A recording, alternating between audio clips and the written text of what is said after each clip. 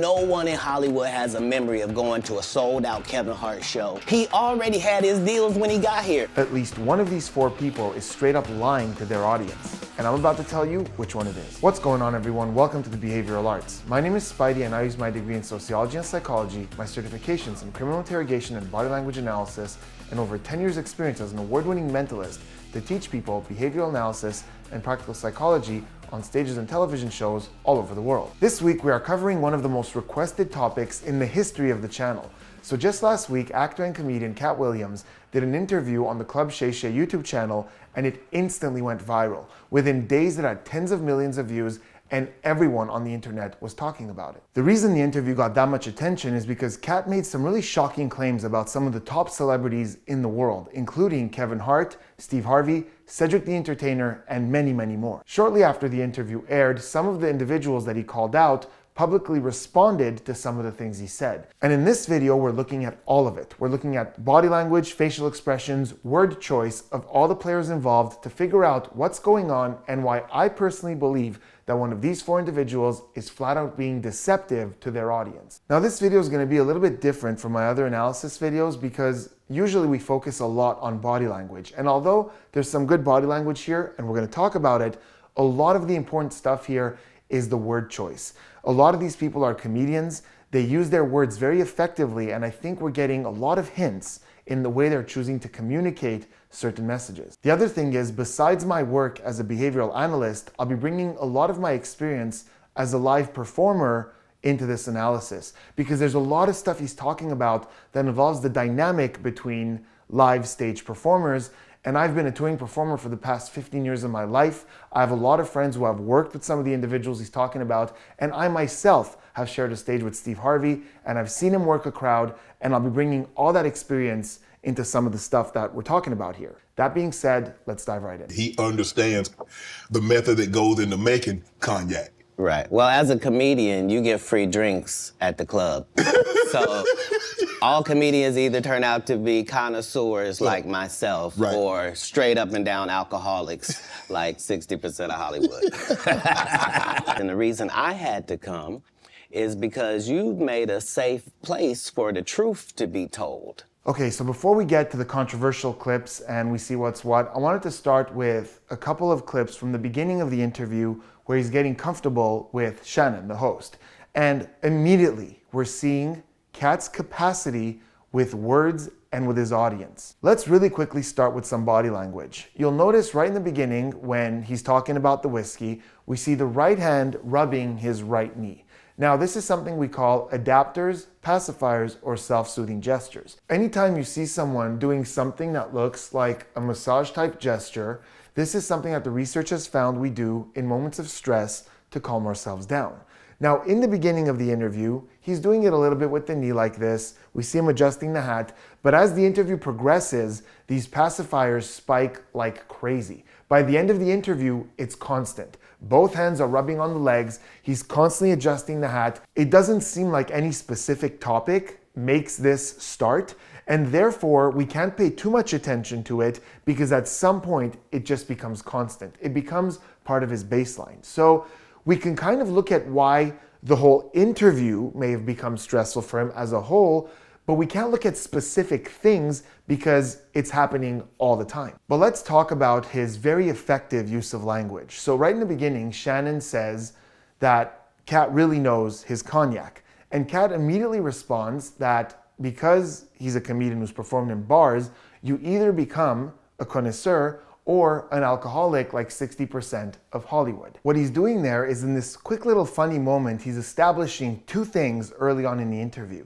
The first one is that he has a lot of experience as a comic because he's saying that he's a cognac connoisseur, not because he studied cognac, but because he spent so much time in venues where there are bars that he inevitably became a connoisseur. This is going to be a constant theme in this interview. He's very proud of the fact that he put in the grind, he put in the work, and he never took the easy way out, and he's already starting right in the beginning to plant that seed. The second thing he's establishing very early on is a mission statement. He is saying that he is here to out some of what's going on in Hollywood because he separates himself from the 60% of Hollywood that just become alcoholics. And we even see this throwaway gesture with his hand as he's saying that. They're separate from me. Hollywood, these alcoholics, they're separate from me. But one of the more powerful things he does psychologically is right at the end of those clips when he says, the reason I'm here is that you've created a safe space for the truth to be told. So this has a lot of layers. First, once again, it's a mission statement. He's saying, I'm here to tell the truth.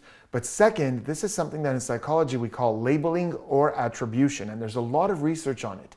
Basically what it means is, if you tell someone that they've already done something, they behave more consistently with that attribution or label. So in this case, he's not saying, I'm here to tell the truth regardless of anything. He's saying, you've created a space of truth telling. That's what you did. So now the host goes, yeah, I've done that. I've made this a truth-telling space, therefore please go ahead and tell the truth. That's what I've done. So right in the beginning of the interview, we have a mission statement, we have him establishing his experience as a performer, we have him getting the host on his side and opening up the floor to reveal some truths.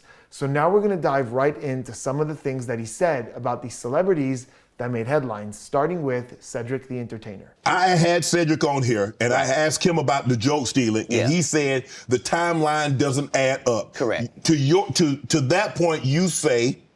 Right, so he thought that I was just a no-name comedian and that he could take this joke and nobody would know. Right. The issue was that I had already done this particular joke on BET's Comic View twice. Right.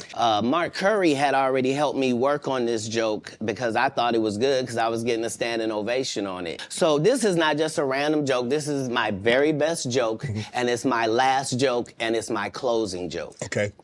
1998, I'm doing this joke, it's on Comic View. Cedric comes to the Comedy Store. He watches me in the audience. He comes backstage. He tells me what a great job I did and how much he loves the joke.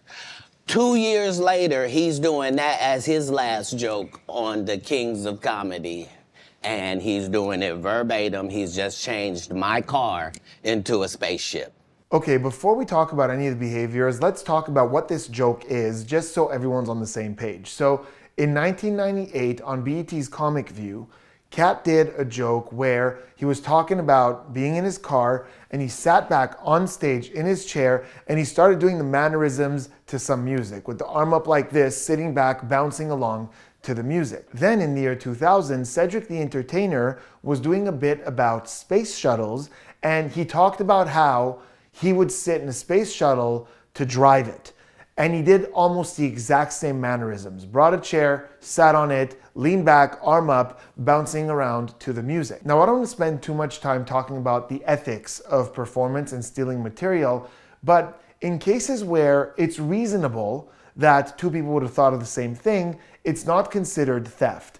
But if what he's saying here is true, that he was doing it, that Cedric came to his show, saw him, complimented him on that bit, and now all of a sudden he's doing it on TV, that's a completely different thing. So with that said, let's look at his behaviors when he's telling that story. On the channel, we constantly say that there's no way to look at behavior and know if someone is being deceptive for sure. We have to see clusters of behavior, deceptive behaviors that happen at the same time, and when we see those clusters, it raises the probability of deception, but never certainty. If we look at Katt in this moment, and we look really hard for clusters, several behaviors that would indicate that something's going on here, here's what we see. We see some face touching and mouth blocking. So his hand comes up like this and touches his face.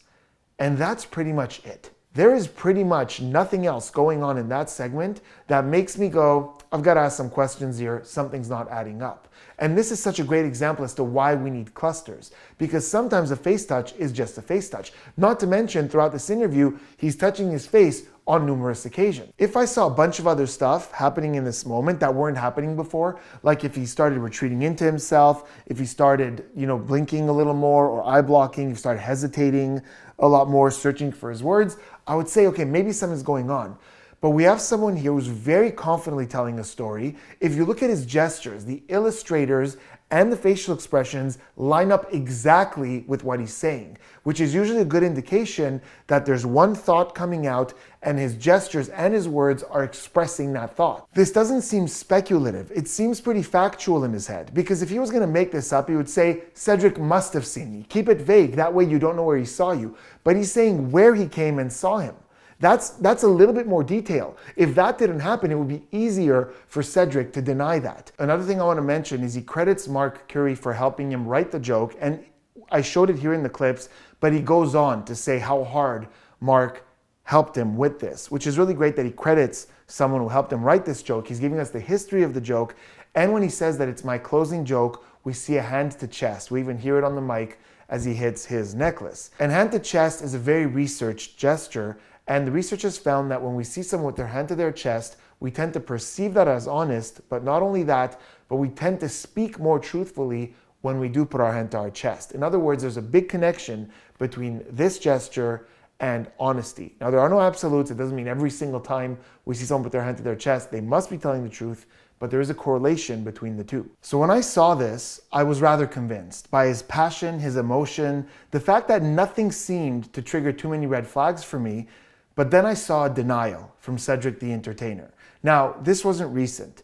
It turns out that Katt has publicly accused Cedric of stealing the spit before, and 2 years ago, Cedric made a video denying it. I want you to look at that video and pay very close attention to what Cedric the Entertainer is saying. What up, y'all? What's up? It's Sid. I'm gonna address this Katt Williams thing one time, man. I have no idea what this brother is talking about. That joke is over 30 years old, close to 30-something years old. I did the Kings of Comedy in 1999. Probably had been doing that joke 6-7 years before that. I don't even know if Katt was doing comedy then. So, you know, again, he's a talented brother. I have no idea what he's talking about. I've never seen Katt do a space shuttle joke. So, you know, that may be something that he believes is true. I've written a lot of jokes. I've had a lot of comedians steal my jokes as well. So I understand if you feel, you know, slighted by that, but that's my joke. That's my joke, dog. Driving a space shuttle to the moon, cigarette, cutie pie rocking in the background, parallel parking the space shuttle. It's my joke, dog. So that's what I believe it to be. So, all right. That's all I can say about that, man. Okay, so I love this. We have a straight up accusation and a straight up denial, and both these things can't be true.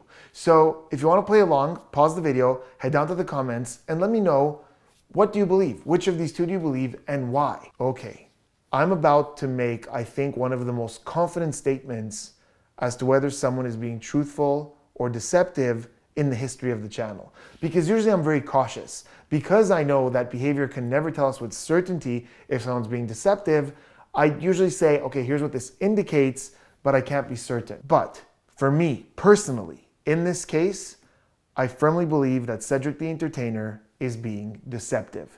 And it has a little bit to do with behavior, but there's one thing about that video that when I talked about with my entertainer friends, they were like, yeah, no, that's pretty undeniable. Let's talk about what these reasons are. First and foremost, notice the emphasis he puts on space shuttles. At the end, he says, that's my joke, you know, driving the space shuttle, parking the space shuttle. And towards the beginning, he goes, I've never seen Katt do a space shuttle joke. That's because Katt never did a space shuttle joke.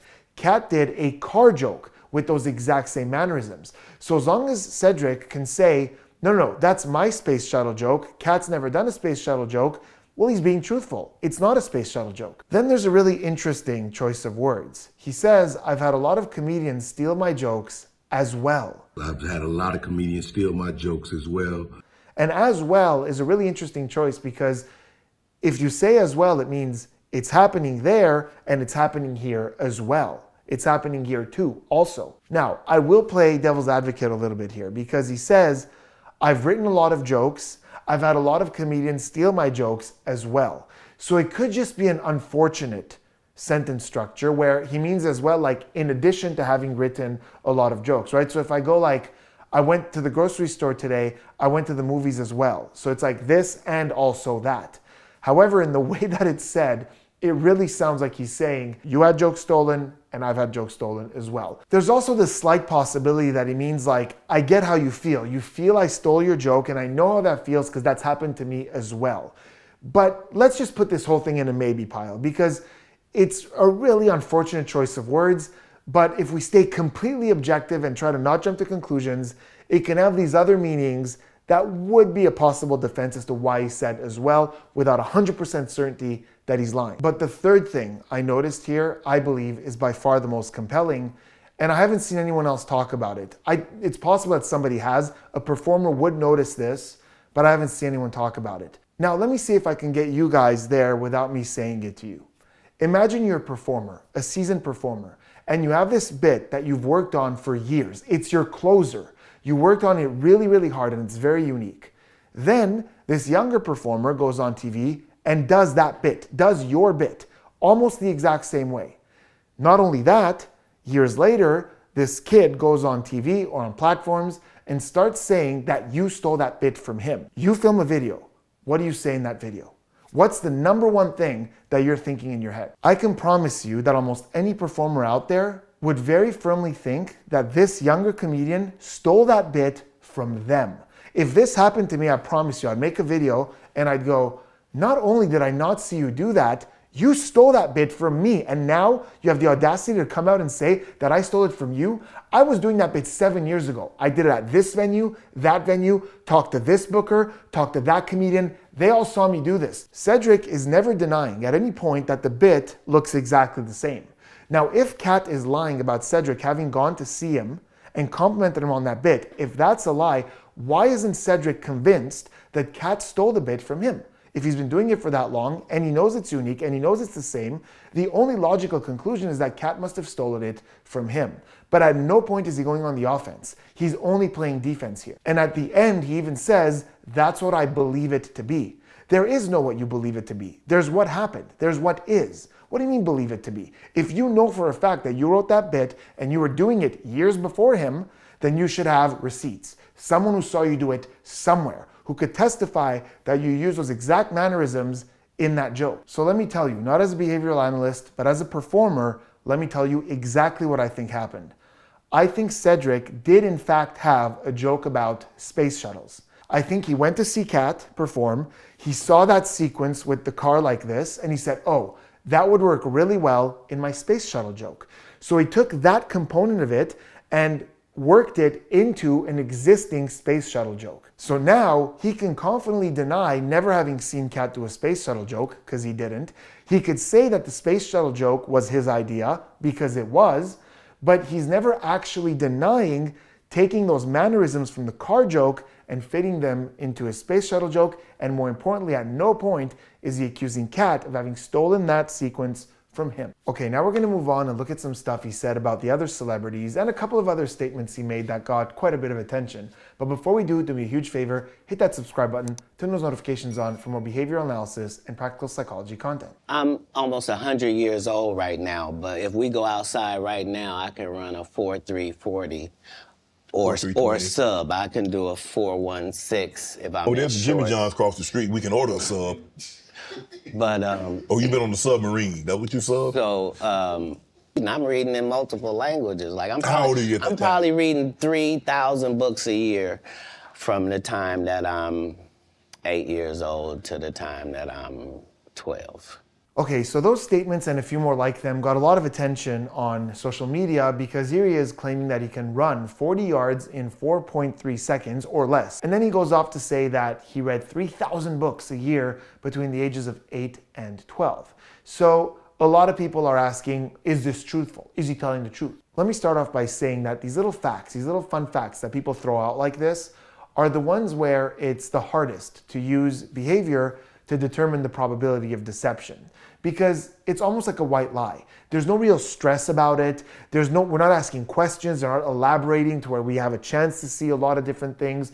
It's just these little things that are thrown out. On top of that, if the person has convinced themselves of these things, then technically it's not going to present as a lie if they believe it. That said, Katt Williams does have a habit of speaking with hyperbole. He exaggerates things, and he thinks highly of himself, and he's often saying things that are very grandiose. I don't think we need to look at these little statements that he's throwing out there with the same amount of weight and seriousness as these other heavy accusations that he's putting forward.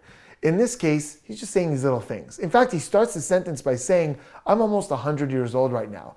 Nobody's looking at that and going, wait a second, is that truthful? Is he actually 100 years old? No, it's exaggerated, it's hyperbole. And it's the same with the books. He says, I read probably 3,000 books a year between the ages of 8 and 12. Probably. This isn't a statement of fact. This isn't a scientific number. He's saying probably. In fact, look at his body language. As he's saying between the time that I'm 8 years old and the time that I'm 12, just before he says 12, we see a mouth shrug as his lips go up like this, as he looks off into the distance with a little bit of a head shake like this. To the time that I'm 12. And this is something we often do. It's a nonverbal of saying, I don't know, so like between the ages of 8 and, 12. That's exactly what that is. So even him, in his head, it's unclear, he's estimating, it's more or less a range. And yes, it's a range that's very much in his favor. The 40-yard dash, on the other hand, is a little different because it's not a range. It doesn't seem like he's trying to estimate or trying to remember. He's throwing out specific numbers. He says a 4.3 40 or even sub a 4.16. These are specific numbers. So I'm led to believe that maybe it's possible that at some point he actually was able to hit one of those numbers. I'm not really certain, but that seems a little more confident and specific than the books. However, look at the way Shannon takes it. When he says it could even be sub, it could be 4.16, Shannon goes, oh sub, there's a Jimmy John's across the street. You want to grab a sub? Or oh, you meant a submarine. So even Shannon is kind of not taking this part very seriously, and he's kind of joking with it. Now there is a clip online of what seems to be him running the 40-yard dash, but I don't know how legitimate it is. A lot of channels are treating it like it's legit, but I'm not seeing context, I'm not seeing anything, I'm just seeing a blur of a man running, and that's meant to be evidence that he can do it. So I'll leave a link in the description to that if you want to go check it out and see if you feel it's legit. If it is, super impressive. But for me, the bottom line is, do I think that as a statement of fact, he read 3,000 books a year from the age of 8 to 12? I don't. That's a lot of books. That's 8 to 9 books a day. That's a lot. But I think he read a lot of books in those ages. I just think he's being really generous towards himself in a moment where it shouldn't be taken that seriously. The same Steve that went to go watch Mark Curry do his whole sitcom and then stole everything Mark Curry had. I didn't want to be a movie star. No, you couldn't be a movie star. There are 30,000 new scripts in Hollywood every year. Not one of them asks for a country bumpkin black dude that can't talk good, baby, and look like Mr. Potato Head. There ain't none. You would have to have range. I don't know, Katt. We might not let you drink anymore the way I mean, we ain't even got. I'm not fueled by alcohol. I've had a sip. This is like Steve Harvey telling people he used to be homeless. That's my story. That's not his story. Steve Harvey wasn't never homeless. When Mark Curry was touring with him 25 years ago, he was making $3,000 a show in cash. Okay, now we're on the subject of Steve Harvey, and one of the things you'll notice is that those pacifiers are starting to increase. So it's that left hand now rubbing the left knee a little bit more frequently. As the interview progresses, it's going to get a lot more with both hands, very consistently. We also notice that Shannon is noticing that this is getting a little negative. He even says, we're going to maybe have to get you to stop drinking. And for a second, let's think about Shannon's position here as a host, right? On the one hand, he wants this information. He wants the drama because this is going to do good for his numbers. But on the other hand, he has to be careful not for his show to be too insulting to some of these people, because I'm sure he wants to have these people back on the show. Steve Harvey, Kevin Hart. Shannon himself doesn't want to make enemies in the industry just because Katt came on his show and started criticizing a whole lot of people. So he's in a very tough spot. We're going to see that throughout the interview on numerous occasions. What do you expect? The guy married a like what? Oh, Lord. Like, I didn't mean it like that. I mean, married her because she was one. Not he didn't know. He courted that. That's what he wanted to base his family she on. got a good heart, though. I know what you're going to say. Don't you say it, Katt. Now that said, once again, Katt had that same fire, that same passion when he was accusing Steve Harvey here. He didn't have to overthink about how he's delivering this. He was very certain about the facts. And the illustrators were on point, the facial expressions were on point. And once again, besides that pacifier, which we already talked about, it's part of the baseline, there really isn't much I could point to say, okay, there's a cluster there, something's going on. So let's look at what he's talking about. What is this joke that Steve Harvey stole from Mark Curry? Halloween was a trip. Halloween, we couldn't afford no Halloween costumes. Hey, kids, please. Mama sent us down to the liquor store, put boxes on us.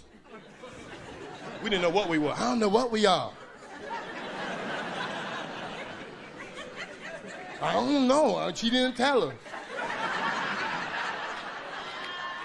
I think we UPS, I guess. I don't know. You've heard me say that every Halloween I had the same outfit on. Every year. I just had a brown box. No, it wasn't nothing sad. I asked my father, could I have a new outfit? And he said, no, just wear the same one. It was just a brown box.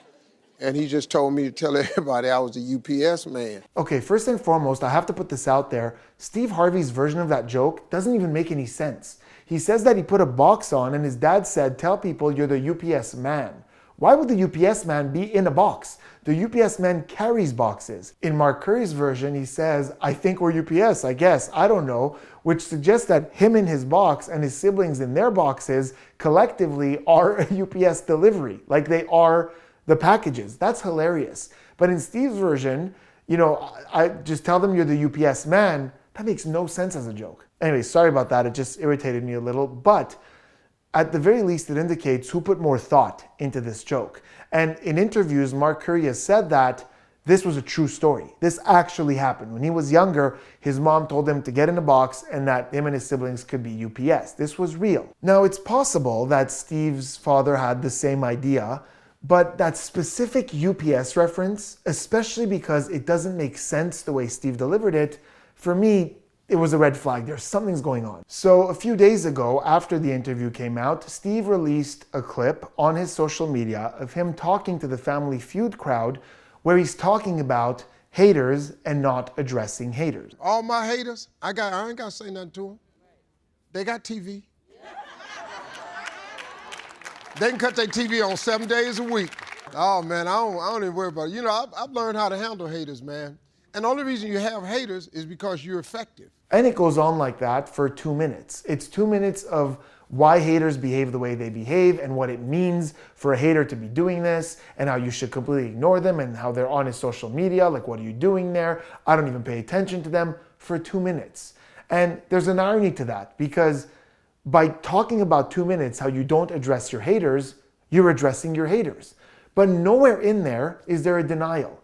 You could simply have taken a quarter of the time you took talking about haters to say, here's the accusation that's been put in front of me, here's why it's false. But that never happens. He completely dodges the subject. So my thought is this, he's right, you don't have to address haters, you don't have to address people's opinions of you, but you do have to address serious accusations, especially when it's something that's so important in the comedy world. Especially for someone who preaches honesty, who preaches living a life of virtue.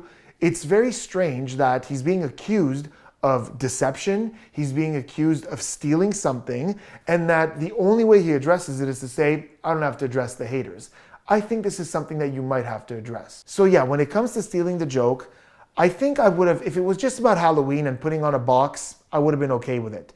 But something about that UPS statement and the fact that he's just never denying this or anyone denying it for him, to me, it just feels a little odd. That said, I think Katt committed a faux pas when he made it personal. So he went beyond, he steals jokes, which is fine. If that's what's happening, you talk about that, you expose that.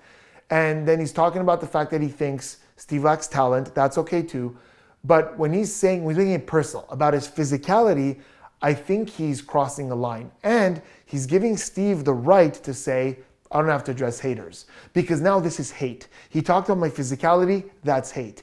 And he kind of allows them to switch the topic and kind of misdirect and talk about the hate as opposed to the accusation. There is another thing in what Katt said about Steve that I think he is just expressing opinion and he doesn't know for a fact.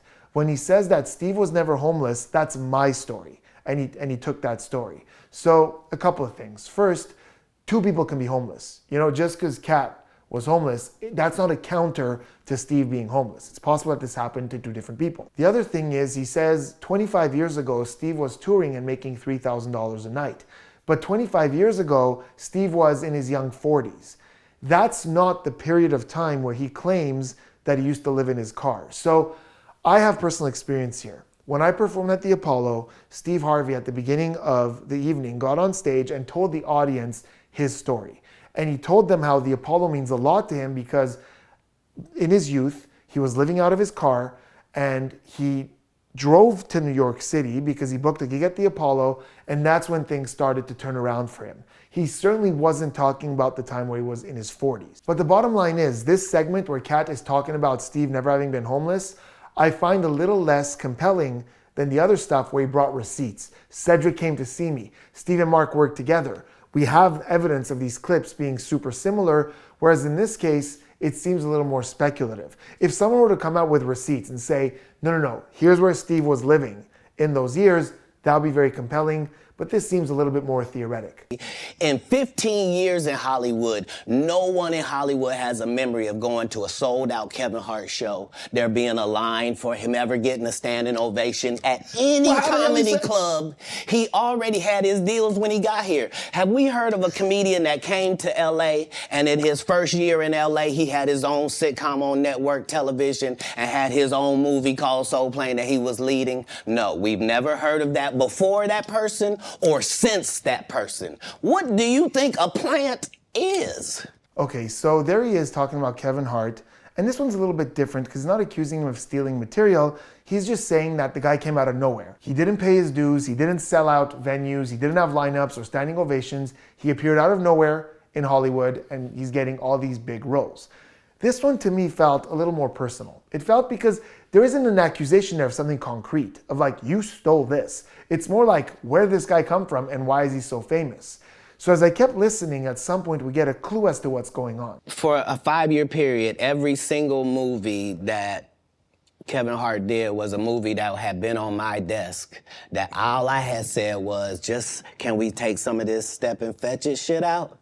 And then I can do it. Like, it don't need to be overtly homosexual, because I'm not homosexual, right? It doesn't need that to be funny, right? And me saying that and them going, oh yeah, no problem, and then going to give it to this other guy and having him do it just like it was. So that kind of answered my questions. There's a little bit of rivalry there, to where a lot of the roles that were offered to him that he tried to change or said, I don't feel that I need to do it this way for it to be funny, went to Kevin Hart, who said, yeah, I'll do it that way, no problem. Took those opportunities, and so Kevin ended up being in movies that Katt had been considered for. Now, before we elaborate on the validity of what he's saying about Kevin Hart and what is going on between the two of them, let's look at Kevin Hart's responses. So Kevin is on a show called NBA Unplugged, where a basketball game is going on and him and his buddies are just commenting, and they brought this up. After the interview, they said some stuff about it. Here it is.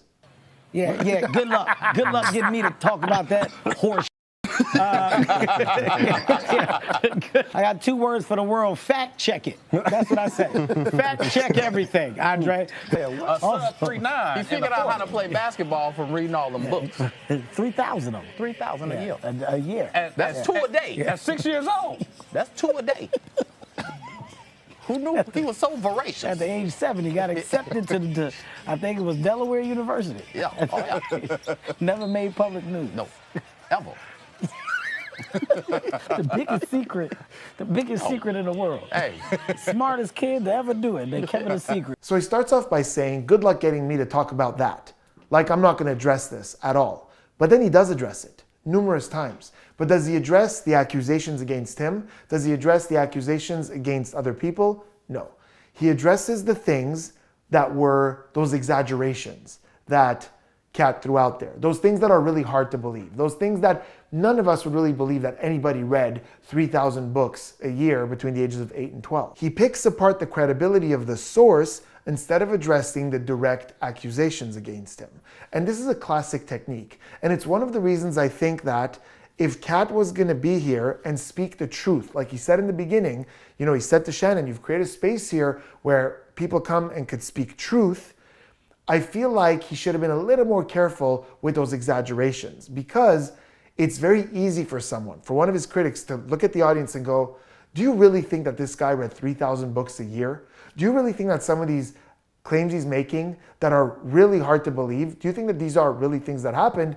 And now the person listening goes, oh yeah, I guess that may not be true. And now everything starts to fall apart. So the things where he is being truthful start to lose a little bit of weight. But in this case, it seems a little overt that Kevin Hart is going, I'm not going to address that, but I'm not going to address the things about me, just the things that can put into question Katt's credibility. And therefore, it seems to add up that what Katt is saying might have some truth to it. Because Katt was part of the comedy circuit. If Kevin was crushing audiences out there, Katt would have known that. So the point he's making is none of us knew him in the industry. All of a sudden, bam, here he is. And Kevin isn't really denying that. However, I'm going to give an opinion here. This isn't objective analysis. This is me giving my opinion, and you may or may not agree, and I look forward to discussing it in the comments with you. But as opposed to the accusations on Cedric and Steve, which is you stole material and that's unacceptable, to me it seems like this accusation on Kevin Hart is a little unnecessary. Because what is the real message? It's that Kevin didn't pay his dues, Kevin didn't sell out stadiums, and he's an industry plant. Now, if we have an industry plant in government or in the military, that's one thing. But in the world of comedy, in the world of Hollywood, what does that mean? All that means is that someone with money saw Kevin Hart and decided to roll the dice on him. And it paid off. Because he may not have had sold out stadiums then, but he does now. And money speaks. He's selling out stadiums now. I have friends who have gone to his shows, standing ovations, full houses. You may not think he's as funny as Katt Williams. And maybe Katt Williams is a better stand-up comedian, but it's working. The guy is in movies grossing hundreds of millions of dollars. He might be an industry plant, but people are paying a lot of money to go see his movies and his shows. Believe me, the moment that stops, Hollywood will spit him out the same way they brought him up from nothing. So if the criticism is that Kevin is claiming that he was this big comic who paid his dues and sold out stadiums and that's how he came to Hollywood, I could see how that would be irritating to Katt. And he could say that's not true. But to say that, he came up out of nowhere and all of a sudden he's doing all these movies and no one had ever heard about him, to me, there's a part of me going, okay, so? In every branch of entertainment, there are people out there who are grinding, who are very talented and don't always get the recognition they deserve. And there are people who make the right connection, meet the right person, and rise really quickly. And what they're doing to get there, that's their business. As long as it's not illegal, that's their business. Because Katt said it himself. He wasn't willing to do the roles the way they were written. He wanted to have discussions, whereas Kevin was going, yeah, no, I'll do it the way it's written. So maybe it simply comes down to that. He was easier to work with. So again, we could disagree on this, but for me, after watching this interview, there was a part of me going, shame on you, Cedric, shame on you, Steve. But there's nothing for me to look at Kevin and go, shame on you. It just seems to me like, yeah, he took a shortcut. So now all is said and done, this interview comes out. There's a couple of responses here and there from some of the people he talked about. But how do we know overall if what he said was mostly true or not? Well, I think there's one thing that's really, really telling, and here it is. At the time that I'm filming this video, it was released 6 days ago. It is now at 40 million views.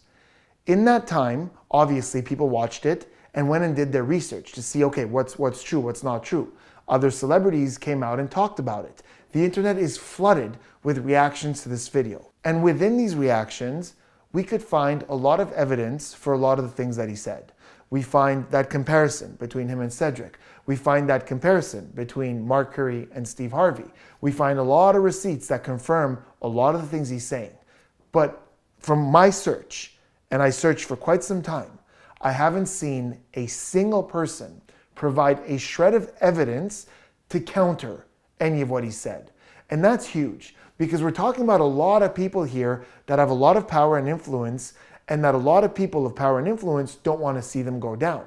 So even if it's not the artists themselves addressing it, someone out there, something would have put a motion in place to try to discredit some of what he's saying as a matter of fact. And I've seen none of it. We've seen some mockery about the exaggerated claims that he made, the books he can read, how fast he can run.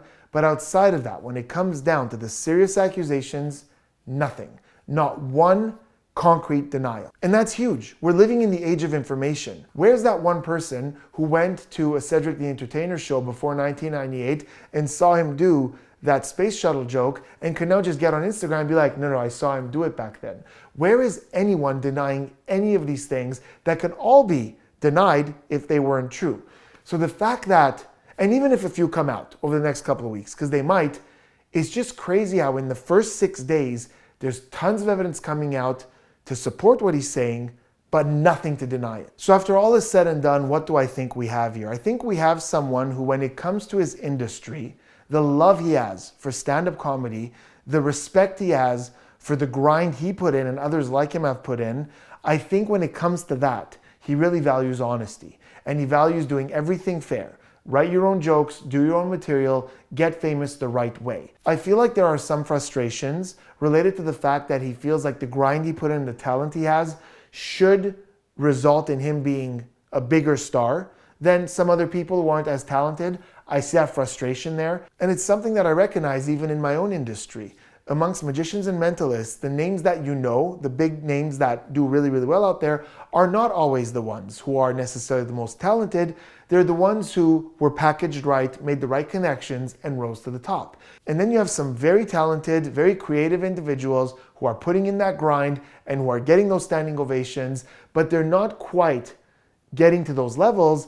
And very often they complain about the more mainstream ones as being talentless, coming out of nowhere. I don't think that there's a whole lot of deception in what he's saying. I think there are parts where he kind of takes his opinions and presents them a little bit more as fact or adds to the narrative. I think there are things that he exaggerates a little bit, especially when it comes to himself. And this just might be because he feels like his ego is a little down, so this might be a way to kind of bring himself up a little. And I do believe there are a few places where he crosses the line just a little bit and makes it a little personal. But we might disagree with that because that's a line everybody draws at a different point. For me personally, I'm always okay with someone questioning or analyzing someone's ethical choices, but I'm not okay with someone criticizing something we were born with, something that we can't change. But that's just me. That said, I don't really know what I'm going to do with this topic moving forward. I know that a lot of you wanted the analysis of this interview. I know that there was a lot more to this interview, but I felt like I wanted to talk about the things where